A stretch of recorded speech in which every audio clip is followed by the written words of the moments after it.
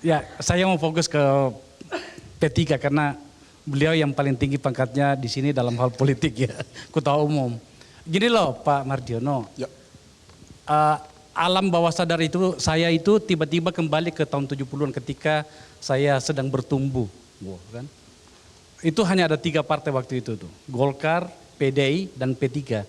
Masih ingat betul saya. Nah, hari ini seperti yang dijelaskan oleh bahkan dengan bahasa yang ekstrim tadi, Refli mengatakan tidak tertarik dengan P3. Menurut saya kita ambil sisi baik dari pernyataan yang sini-sini. Ya. Apa yang akan Bapak lakukan untuk P3 ketika sergapan seperti ini semakin sering muncul?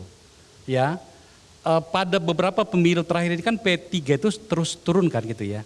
Sementara tadi saya sampaikan alam bawah sadar mengatakan gini, salah satu partai setidaknya pada diri saya, salah satu partai yang tidak boleh hilang dalam perpolitikan kita itu atas nama basis, itu adalah P3.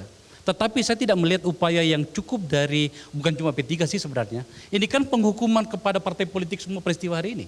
Penghukuman.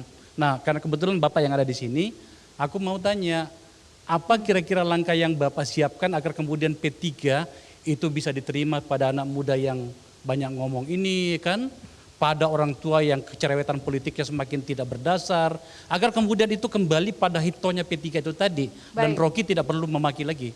Oke, silakan Pak Mardiono. Ya. Singkat saja Pak, seperti apa strateginya Pak? Sedang melakukan konsolidasi nasional besar-besaran ya. Pertama adalah membangun soliditas di internal ya. Kemudian kita menjalankan pemilu pada tahun 2024 ini. Dan kemudian rekrutmen. P3 sudah merekrut termasuk banyak ya, kalangan anak-anak muda. Baik itu generasi Z, generasi milenial. Ya, itu kita rekrut menjadi bagian dari generasi penerus. Kita sadar sepenuhnya bahwa 10 tahun ke depan ya, itu kan mayoritas adik-adik kita nanti yang akan mendominasi pada negeri ini akan mencapai 65%. Ini kan harus kita hantarkan. Jadi tugas kita semua, termasuk tugas saya adalah mengantarkan itu, termasuk tindak lanjut dari perjuangan Partai Persatuan Bangunan ini. Nah, itu kita lakukan, langkah-langkah itu yang sekarang sedang terus berproses. Nah, pemilu kita selesaikan prosesnya, tapi perjuangan tentu tidak berhenti di sini.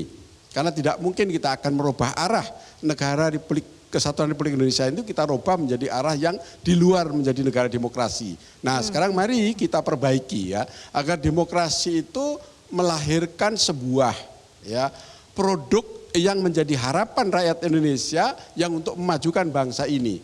Jadi prinsip-prinsip P3 terus akan mengawal itu semua. Pak, Ya, Pak, oke. Pak, Sedikit saja, Bang. Silakan. Pak Mardiono, saya punya saran kepada jenengan. Silakan.